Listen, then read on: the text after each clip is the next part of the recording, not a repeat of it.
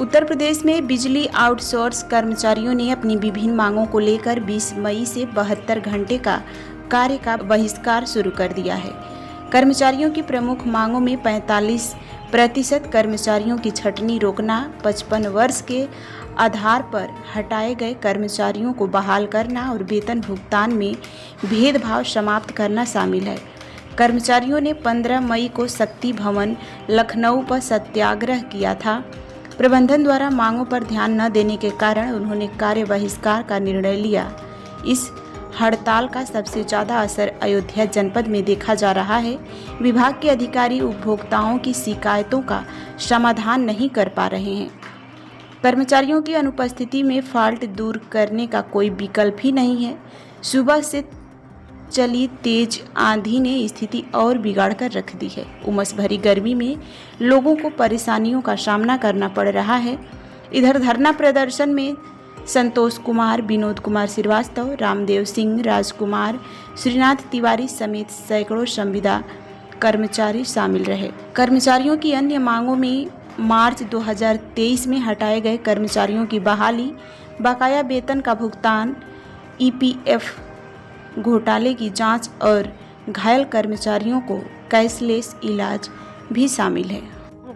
रोजी रोटी छीन ली गई है बगैर बताए भ्रष्ट क्या थे प्रबंधन द्वारा।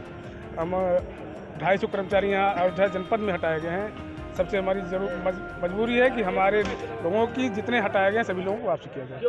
नोटिस अभी ना हमको मिली ही नहीं है, कोई नोटिस नहीं मिली। अगर नोटिस मिली होती तो हम यहाँ ना बैठते, हम न्यायालय का शरण लेते, लेकिन नोटिस भी हमको लोग नहीं मिली है। ये हटाए हुए कर्मचारी भी हैं। हम लोग बिजली विभाग में लाइनमैन का केंद्र परिचालन का काम करते थे। हमारे यहाँ आपको दिखाएंगे, यहीं पे होंगे तुलसीराम जी होंगे। तुलसीराम कि विभाग में सेवा करते हुए उनका हाथ कट गया, पैर कट गया, और तब भी विभाग की सेवा कर रहे हैं 15 साल से, लेकिन आज उनको हटा दिया गया। इतना दर्द हम लोगों के अंदर में है कि प्रबंधन को दिख नहीं रहा, उनकी आंखें बंद हो गई हैं कि जो विभाग की सेवा के लगातार कर रहे हैं, तन मन धन से उन लोगों को कार्य से हटाया गया है। क्या मांग कर रहे सरकार से? सरकार से हमारी मेन मांग है माननीय योगी आदित्यनाथ जी से कि जितने हमारे कर्मचारी हटाए गए हैं मजदूर, इन लोगों की सकुशल वापसी हो और हम लोगों का वेतन जीवन जीने लायक न्यूनतम वेतन 18,000। क्या नाम आपका? संतोष कुमार।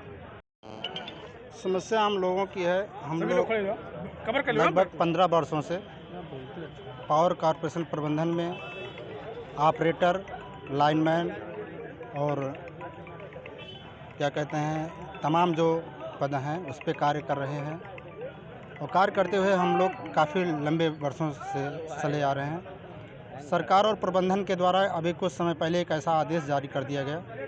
उस आदेश के तहत बगैर किसी मानक के, बगैर किसी मतलब सूचना के, उस आदेश के तहत हमारे बहुत से साथियों को नौकरी से निकाल दिया गया, उनको पद से वंचित कर दिया गया।